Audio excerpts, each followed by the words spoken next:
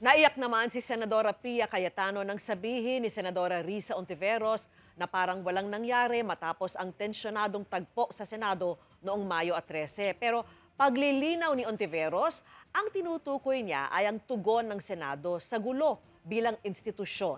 At nakatutok si Mav Gonzalez.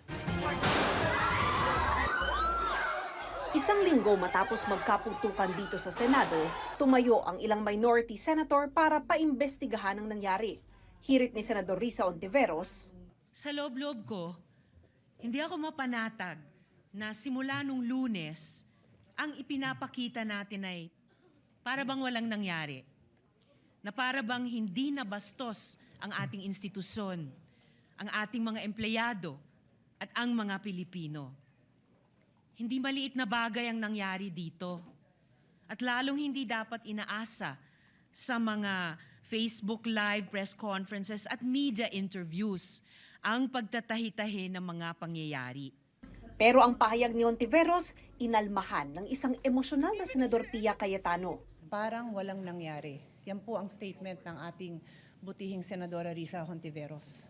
Siguro po para sa inyong mga wala dito. Pero para sa amin na nandito, napakaraming nangyari. Takot na takot po ako na kailangan ko na magpaalam sa mga anak ko. Nasa Senado si Senador Pia nang mangyari ang insidente kasama ang ibang miyembro ng mayorya.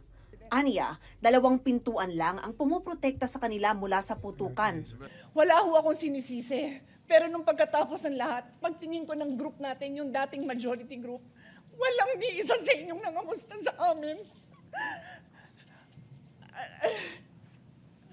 Some of you I've known for 20 years, 10 years, and I didn't even hear any of you say, "Kumusta na kayo dyan?" Napakasakit na sa akin. Sobrang sakit. Kung wala ho kayo dito, huwag niyong questionin yung mga nangyari sa mga nandito. Dahil nandito kami, kasama ng staff namin, Senate staff. Nilapitan ni Senador Loren Legarda si Cayetano at pati siya napaluha. Nilinaw naman ni Ontiveros na hindi niya binabaliwala ang pinagdaanan ng mga kapwa-senador na naiwan sa Senado noon. I deeply respect the emotions of our distinguished colleague. However, when I stated that it feels now as though walang nangyari, I was not speaking about our personal feelings. I was speaking about our institutional posture. Thank you for Our grief as senators is valid, but our mandate requires action.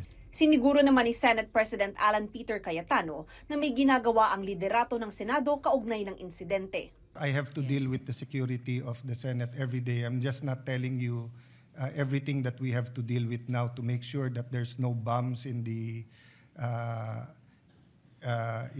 area, just like every day except this time. And also making sure that there's no miscommunication between the executive, legislative, judiciary, and the international community. That's precisely why we are waiting for the complete investigation, because there are matters that when are discussed in public will cause more alarm and confusion rather than clarity. But that doesn't mean na parang walang nangyari lang. Inalmahan naman ni Senador Erwin Tulfo ang alegasyong alam ng mga taga-minorya na may mangyayari dahil wala na sila ng magkagulo. To suggest that the mere fact that some senators were responsible for what later transpired just because they had already left the premises is speculative, irresponsible, and unsupported by evidence. Dagdag ni Senador Raffy Tulfo, maraming tanong na dapat sagutin kaugnay sa Senate Office of the Sergeant at Arms o OSAA. Meron ho bang standard operating procedure manual ang ating OSAA? Number 1. Number 2, pagdating po sa pag-handle ng firearms, are these the members of the OSAA, are they trained? And then number 3, ano-ano ho bang qualifications dito mga members ng OSAA natin? Meron bang training ang members ng OSAA kung paano mag-handle ng isang problema, isang situation, and do they understand the meaning of rules of engagement? Panukala ni Senate Minority Leader Tito Soto, mag-imbestiga ang Committee of the Whole na binubuo ng lahat ng mga senador. It is an extraordinary remedy necessary because of the issues of Senate institutional security. The chamber itself is affected. The institution is threatened. Mav Gonzalez, Nakatuto, 24 Oras.